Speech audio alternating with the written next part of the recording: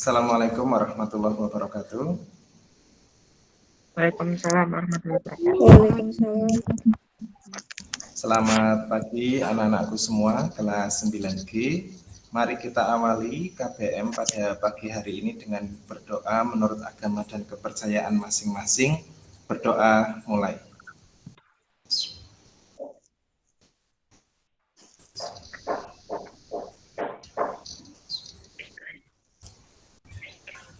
Baik anak-anakku kelas 9G, di sini yang sudah hadir yang pertama Novia, Dita, Hanif, Al-Ihsan, Hasna, kemudian ada Bima, Halimah, kemudian siapa lagi nih, Destila ya, sama apa nih nggak kelihatan. Oke.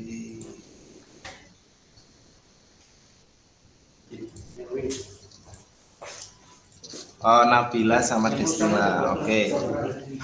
Nah, anak-anakku, hari ini kita akan melaksanakan KBM dengan Google Meet.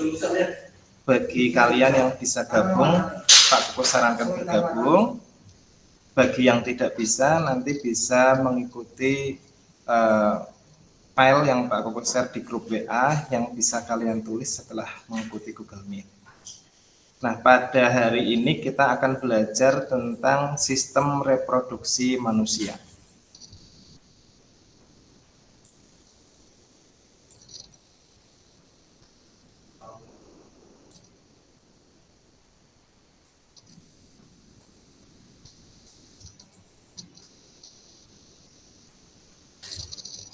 Nah,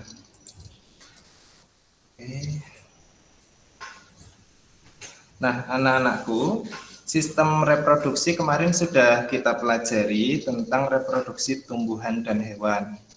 Pada reproduksi tumbuhan dan hewan, kita belajar bahwa yang pertama berkembang biak adalah ciri-ciri dari makhluk hidup.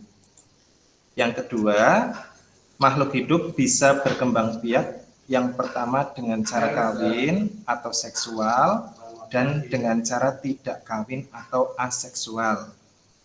Nah, bedanya apa? Bedanya di sini.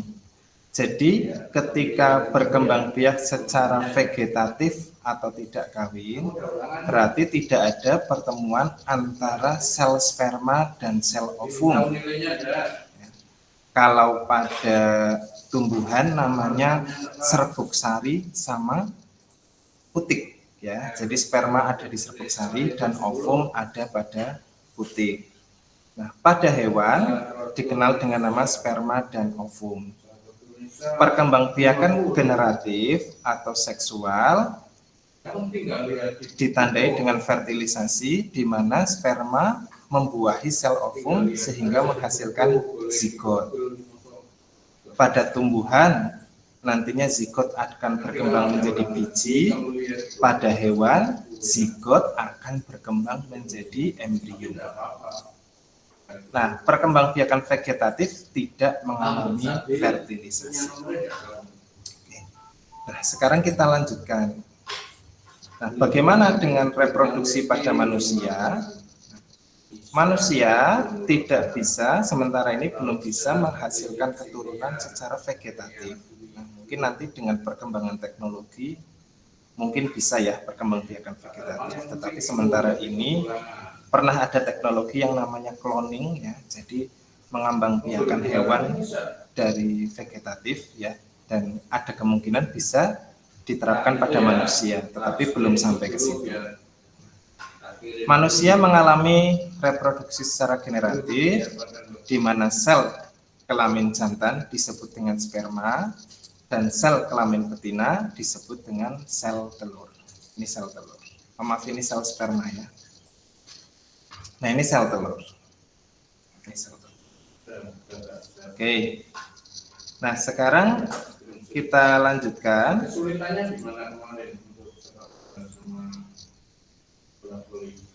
Ini Pak Kokoh langsung menerangkan ya, biar kalian bisa mendengarkan dengan jelas dan melihat presentasi. Presentasinya terlihat jelas kan ya ini ya? Nur Halimah bisa lihat jelas presentasinya? Ya, lihat. Ya, oke. Nah, yang kita pelajari hari ini yang pertama kita akan belajar tentang fungsi bagian alat reproduksi manusia, kemudian menjelaskan tahap reproduksi manusia, kemudian menjelaskan pertumbuhan dan perkembangan manusia mulai dari zigot sampai kemudian menjadi manusia. Nah, yang ketiga, yang keempat kita akan mendata kelainan dan penyakit pada organ sistem reproduksi. Nah, jadi yang kita pelajari sekarang reproduksi pada diri kita sendiri ya. Kalau kemarin pada hewan dan tumbuhan yang kita lihat, sekarang kita belajar reproduksi yang kita punya sendiri. Dan ini bukan hal yang tabu karena di usia-usia kalian sudah usia pubertas, yang perempuan sudah mengalami menstruasi, yang laki-laki juga sudah mengalami mimpi basah, artinya kalian pada masa-masa ini itu sudah siap untuk melaksanakan atau mengalami reproduksi atau alat reproduksi kalian sudah matang. Ya, alat reproduksinya sudah matang. Nah, sekarang kita pelajari tentang sistem reproduksi pada laki-laki. Oke. Nah, kalian lihat pada gambar ini, ya. Pada sistem reproduksi laki-laki ada satu organ utamanya, yaitu testis di sini. Kalian lihat, ini testis. Nah, testis ini menjadi organ utama karena menghasilkan sel sperma dan menghasilkan hormon testosteron. Sel sperma berfungsi untuk sel reproduksi. Nah, hormon testosteron merupakan hormon yang mempengaruhi ciri-ciri kelamin sekunder pada pria. Pada waktu SD, kalian sudah mempelajari ciri-ciri kelamin sekunder pada pria. Contohnya, misalkan dadanya membidang, suaranya membesar, ya, tumbuh bulu-bulu pada bagian-bagian tubuh tertentu, ya, kemudian mulai muncul otot-otot. Ciri kelamin sekunder pada pria tentu berbeda dengan wanita. Nah, nanti kita bahas yang wanita. Nah, ini kita yang pertama mempelajari testis untuk memproduksi sel sperma dan hormon testosteron. Nah, kemudian selanjutnya ini ada sel sperma, kemudian disalurkan melalui saluran yang disebut saluran vas deferens, kemudian masuk ke kantong sperma. Nah, kemudian organ lain yang salah satu yang utama yaitu uretra, ya. Uretra ini merupakan saluran sperma. Nah, sebelum keluar dari lubang air kemih. Nah, uretra ini satu saluran dengan air kencing pada pria ya.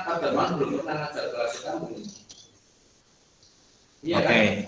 Nah, di testis ini dilindungi oleh skrotum ya. Skrotum itu kantung pelindung testis.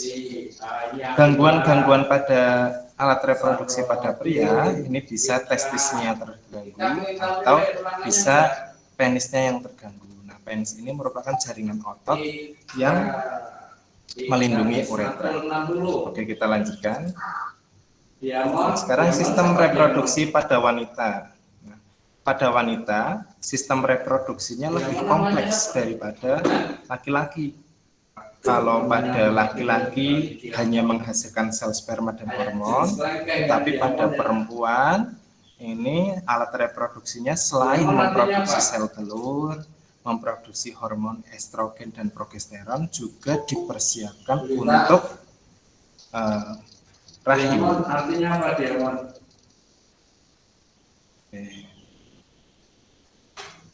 Diamond. Kita lanjutkan dulu. Bulintan 70. Oke. Nah, sekarang kita lihat pada perempuan, organ reproduksi utamanya yang pertama adalah ovarium. Ya, ovarium ini ada dua, di kanan dan di kiri, berfungsi untuk memproduksi sel telur. 60. Anak-anak kesulitannya di mana untuk sepak bola sama bola voli?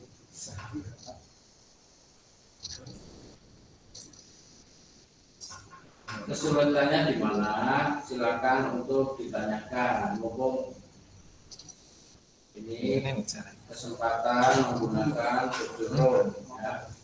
Maksudnya biar dimut, nggak perlu ya. Kamu yang nggak tahu silakan ditanyakan di sini ya untuk belajar.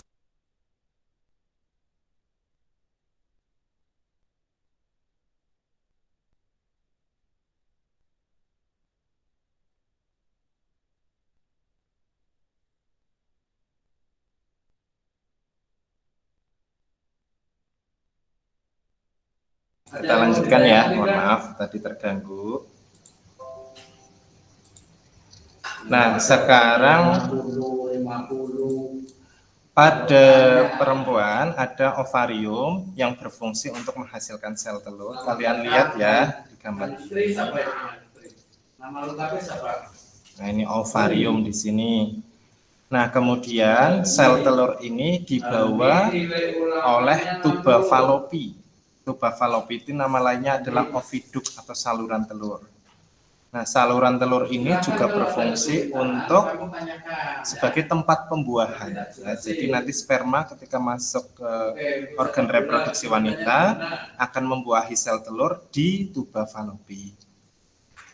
Nah, kemudian dari tuba falopi, kemudian ada rahim. Rahim ini adalah tempat berkembangnya janin. Ya, jadi kalau sel telur sudah dibuahi, sudah jadi zigot, dia akan nempel di rahim dan dia akan berkembang jadi zigot. Nah, kemudian ada vagina. Nah, vagina ini yang pertama berfungsi sebagai tempat keluarnya janin. Yang kedua juga berfungsi untuk tempat kopulasi. Ya, kopulasi ini tempat bertemunya penis dan organ reproduksi wanita. Nah, pada perempuan sel telur ini sudah ada sejak bayi, tetapi dikeluarkan ketika sudah matang. Nah, sel telur ada dua kemungkinan. Jika dia dibuahi akan menjadi zigot, kemudian menempel di rahim. Nah, jika tidak dibuahi, dia juga akan nempel di rahim. Tetapi sel telur ini nanti akan ada pembuluh darah yang menempel, yang ada di dinding rahim. Nah, ketika sel telurnya usianya sudah selesai, maka dia akan mati dan dinding rahimnya, pembuluh darahnya akan lunak.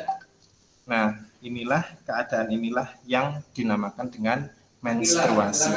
Jadi ketika kamu masih mengalami menstruasi, berarti tidak ada sel telur yang tumbuh menjadi zigot. Ya. Tetapi ketika sel telurnya sudah dibuahi dan menjadi zigot, maka zigot ini akan makan makanan dari pembuluh darah pada dinding rahim. Sehingga pada orang hamil, dia tidak mengalami menstruasi. Nah, makanya mungkin kakak kamu atau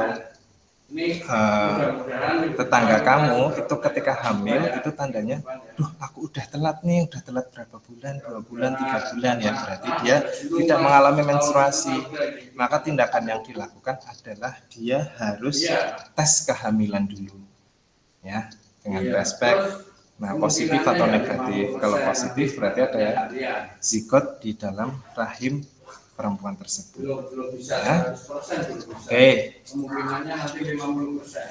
Nah, baik. Pak Kukuh ulang lagi ya untuk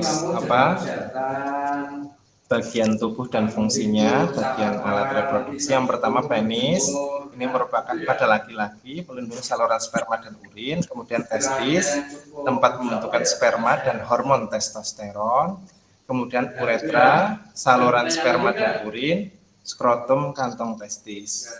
Nah, pada wanita ini ada ovarium yang berfungsi untuk memproduksi atau membuat sel telur dan hormon estrogen progesteron. Oviduk menggerakkan ovum ke arah rahim, vagina ya, jalan keluarnya bayi ya. Kemudian ada rahim yang berfungsi untuk tempat perkembangan embrio. Silakan keluar dari. Oke, untuk hormon reproduksi. Sylvia mana ini Sylvia? Ini yang paling penting ya. Jadi pada pria ada hormon testosteron.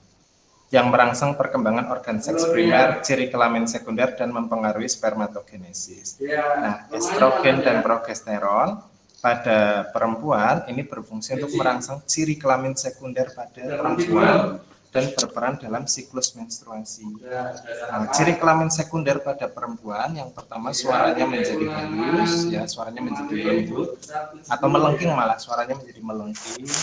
Kemudian kulitnya menjadi halus, kemudian tubuhnya mulai berbentuk, pinggulnya mulai membesar, termasuk payudaranya juga membesar. Kenapa pinggulnya membesar? Kenapa payudaranya membesar? Karena dipersiapkan untuk jalan kelahiran. Jadi kamu tidak usah risih kenapa tubuh saya ketika besar menjadi seperti ini, karena memang pada wanita ya perkembangannya seperti itu. Apalagi ketika perempuan sedang hamil, maka pinggulnya akan lebih membesar lagi karena dipersiapkan untuk jalan kelahiran bayi. Ya, jadi kamu yang perempuan sebenarnya sudah dilatih dari remaja untuk bersih, ya, mulai dari merawat organ reproduksi, kemudian mulai dari merawat ketika kamu sedang menstruasi, termasuk merawat emosi, karena ternyata hormon estrogen dan progesteron ini mempengaruhi emosi perempuan saat akan mengalami menstruasi, ya, yang namanya PMS. Nah, PMS itu premenstrual syndrome. Pas mau menstruasi itu emosi perempuan cenderung fluktuatif, cenderung naik turun. Nah, yang laki-laki, yang putra karena sudah tahu, berarti harus memahami bahwa perempuan itu memang lebih emosional pada laki-laki karena setiap bulannya dia mengalami menstruasi.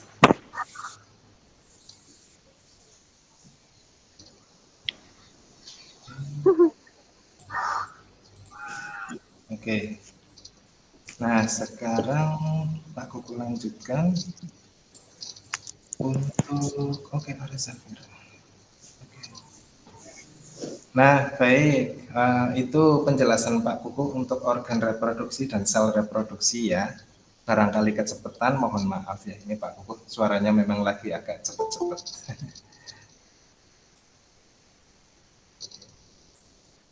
Nah, sekarang silahkan yang mau tanya, barangkali ada yang mau menanyakan dari penjelasannya Pak Kuku, silahkan Pak Kuku kasih kesempatan, mic-nya boleh diaktifkan dan bertanya.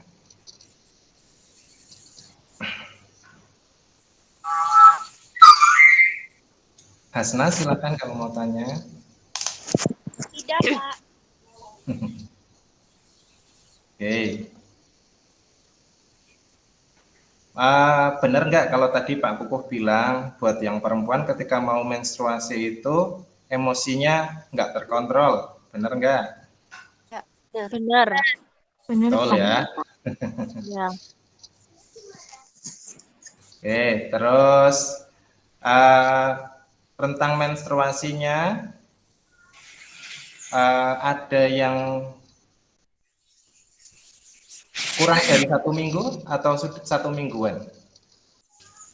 1 minggu. 1 minggu ya. Jadi rata-rata perempuan menstruasi itu 1 minggu atau 7 hari. Minimal berapa hari untuk menstruasi? 5. 5 hari. Rata-rata 5 7. sampai 7 hari. Maksimal 15 hari. Ya, jadi kalau sudah 15 hari berarti lebih dari 15 hari kamu perlu periksa, ya. Kamu perlu periksa barangkali menstruasinya itu bercampur dengan darah penyakit yang lain. Oke. Kemudian ini baik yang putra maupun yang putri apakah merasakan perubahan bentuk tubuh, perubahan suara, merasakan ciri kelamin sekunder? Yang putra ya. Yang putri mengalami ya? Mengalami perubahan suara enggak kamu? Salsabila suaranya berubah enggak dari kecil sampai sekarang usia segini? Oh, berubah.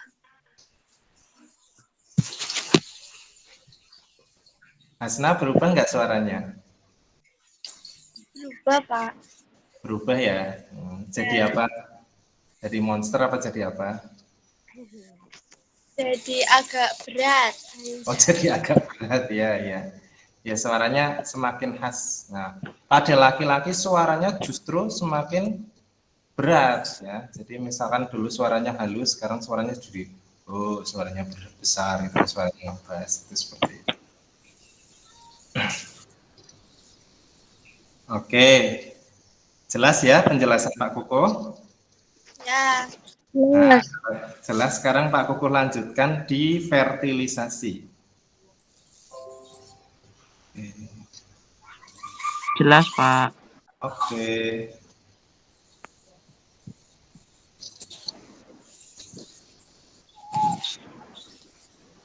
Ini apa ya isinya?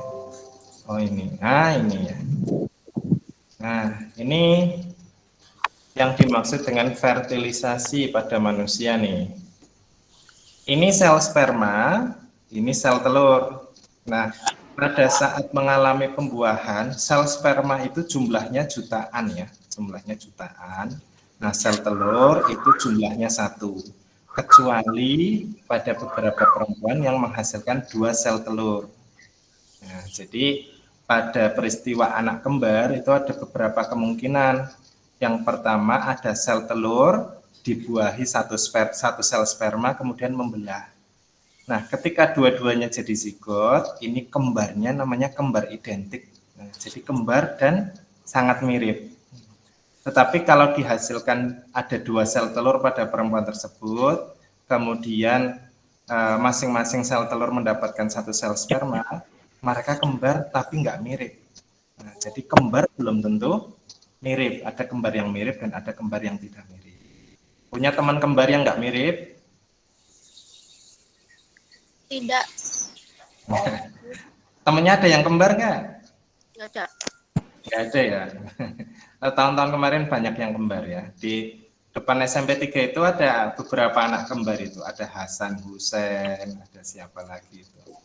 Nah, kalau pernah mungkin yang rumahnya dekat SMP 3 mungkin tahu ya. Kalau Hasan Hussein itu kembarnya kembar identik. Wajahnya sama dan sulit dibedakan mana Hasan, mana Hussein. Nah, tapi ada yang kembar tapi tidak identik, ada yang laki-laki dan perempuan. Temannya Pak Kuko kembar tapi yang satu laki-laki badannya tinggi, yang satu perempuan badannya agak pendek. Ya, tetapi mereka ternyata kembar. Ternyata kembar. Oke, sekarang fertilisasi itu seperti apa? Nah, proses fertilisasi ini diawali dari ovulasi, ya, yaitu lepasnya sel telur dari ovarium. Nah, kamu lihat di sini. Sel telurnya keluar dari ovarium ini, ovulasi ya.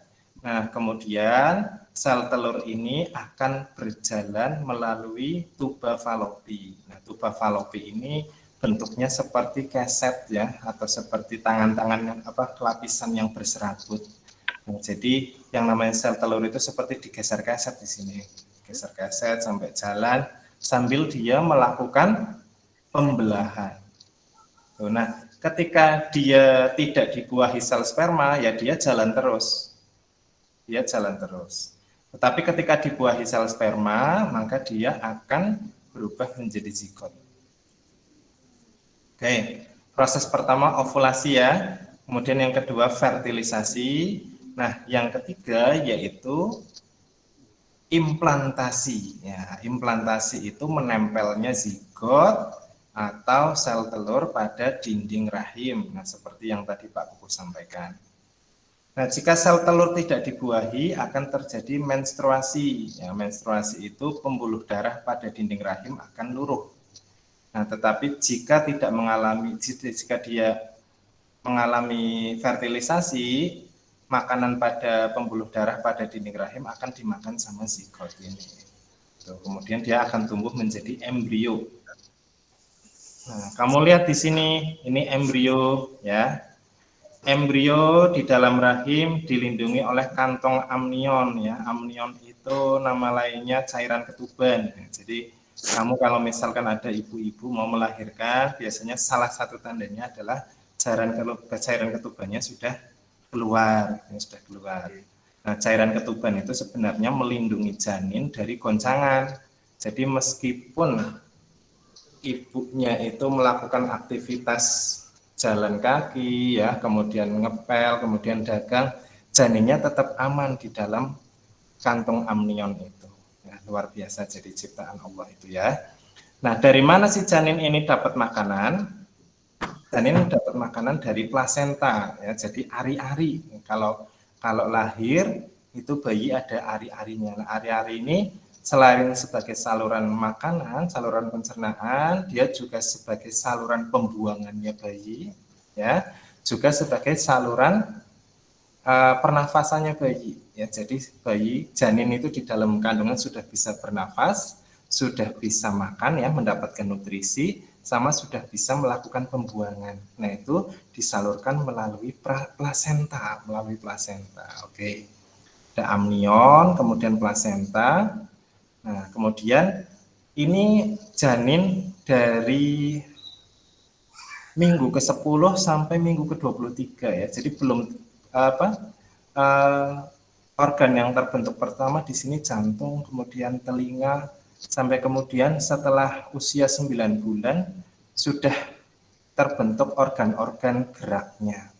Lihat ya, di sini dari belum punya organ gerak sampai kemudian punya organ gerak sampai ketika lahir alhamdulillah sempurna, punya tangan, punya kaki, punya penglihatan dan indera yang baik. Oke, nah baik, kita sampai di kehamilan dan fertilisasi dan kehamilan. Ada yang mau ditanyakan? Tidak. Siapa tahu mau tanya? Oh ya, ini Pak Koko mau tanya, siapa yang pernah melihat janin dari ibu yang keguguran? Enggak. Belum pernah. Halimah pernah nggak? Belum. Nah, kalau kalian pernah lihat, kalau misalkan usianya baru 1 bulan itu masih baru gumpalan ya, masih berupa gumpalan. Kemudian kalau sudah berapa bulan ya, sudah 2 bulan, 3 bulan sudah mulai berbentuk. Nah,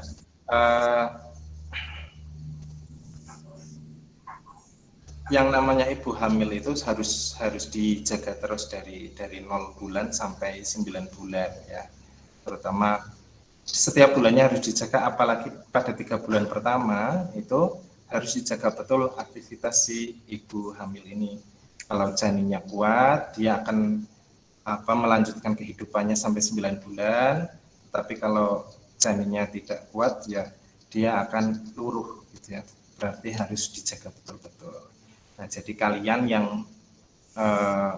lahir, kemudian selamat sampai besar, dewasa, besar ini berarti harus berterima kasih sekali pada ibu kalian yang sudah merawat kalian dari dalam kandungan ya, sampai kemudian lahir sampai besar. Oke, baik. Kalau tidak ada yang ditanyakan, kita tutup dulu KTM-nya. Setelah ini Pak Koko akan memberikan kalian catatan untuk bisa kalian tulis di buku catatan. Demikian presentasi dari Pak Koko. Pak Koko ucapkan terima kasih kepada kalian yang sudah hadir di sini. Ada 1, 2, 3, 4, 5, 6, 7, 8, 9, 10, 11, 12, 13, 14. Tadi ada 15 ya, ada 15 orang yang di sini. Terima kasih, kita tutup dengan membaca hamdalah.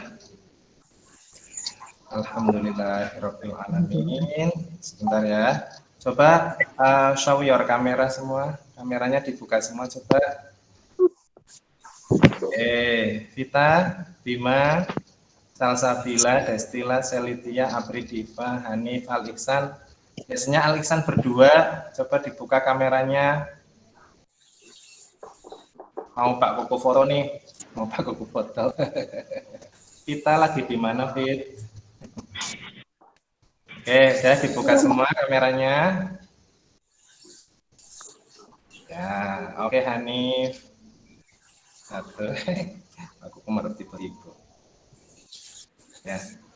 1, 2, 3. Oke. Oke, terima kasih. Assalamualaikum warahmatullahi wabarakatuh. Waalaikumsalam. Terima kasih ya semuanya ya. Ya, Pak.